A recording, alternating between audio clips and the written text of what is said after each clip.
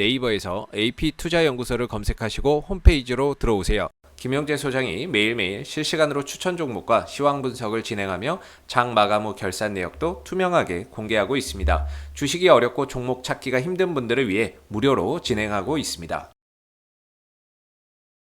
네, 안녕하세요. AP투자연구소의 윤정은 팀장입니다. 오늘 알아볼 기업은 전일의 여사 SK바이오사이언스, 네, 코드번호는 302440입니다.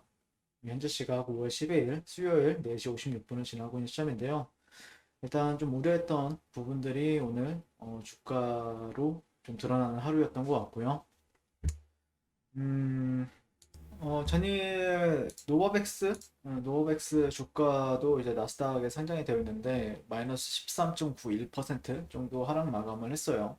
이게 아무래도 조금 어제도 설명을 드리긴 했는데 미뤄진 부분, 장 3상에 대한 이슈가 좀 미뤄진 부분들이 조금 주가에 영향을 미치지 않았나라고 생각을 하고 있고요. 그럼에도 불구하고 해외 사용 신청이 연기에도 불구하고 식약처 쪽에서는 신속히 심사를 하겠다. 어, 미국 제약사 노보백스가 미국과 유럽에서 코로나 백신 긴급 사용 승인을 예상보다 늦은 올해 3분기에 하겠다라고 했지만 국내 식약처에는 자료가 제출되면 신속하게 허가 심사하겠다는 기존 입장을 견지했다. 네. 그래서 노보백스 백신의 국내 허가 신청사에서 허가를 위한 자료를 정상적으로 준비 중이다. 이렇게 밝혔다고 합니다. 그리고 SK바이오사이언스 같은 경우에는 예, 지금 노버백스 백신의 생산과 허가를 담당하고 있고 정식 허가 신청 전 사전 검토를 위한 비임상 초기 임상시험 1, 2상 자료를 제출해 시약처가 심사 중에 있다. 이렇게 얘기를 하고 있죠.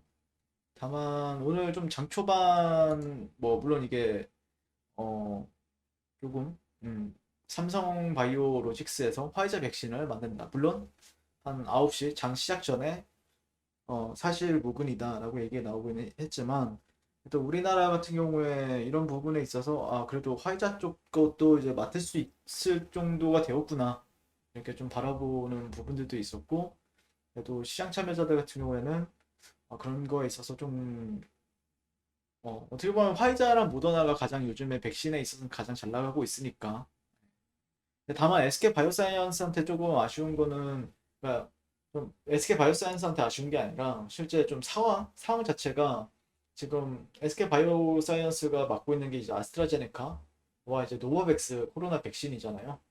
그런 부분에 있어서 아스트라제네카 같은 경우에는 물론 최근에 그 1분기 실적에서 공개를 하긴 했지만 상당히 서프라이즈율이 높았죠.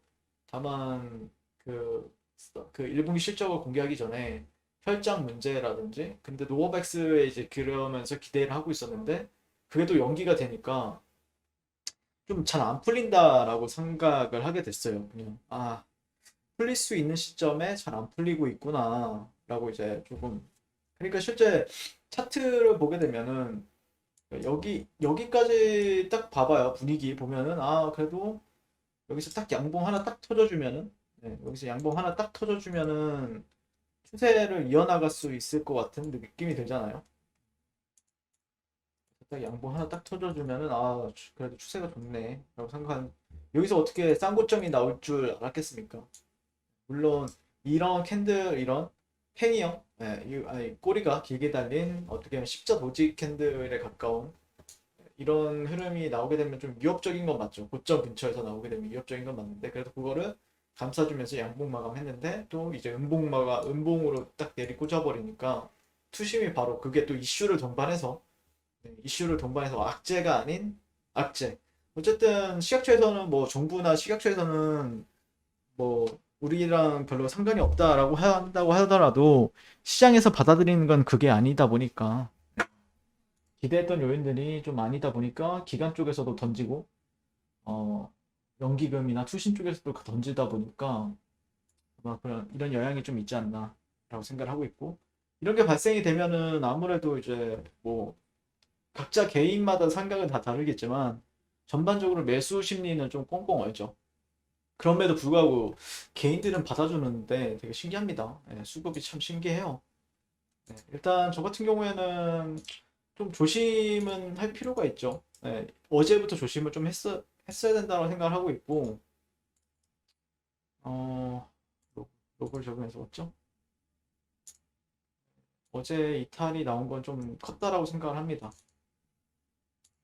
어제 이탈이 나오면 안 됐었는데, 기본적으로 추세가 이어지기 위해서는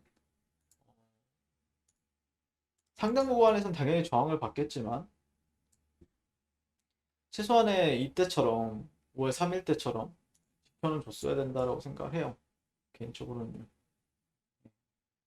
그리고 나서 물론 여기가 저항이지만 노바백스만 잘 됐다라고 노바백스만 이슈만 없었다라고 하고 추가적인 노바백스가 승인이 잘 나왔다라고 하면은 여기는 갈 수 있었을 거라고 생각을 해요. 지금도.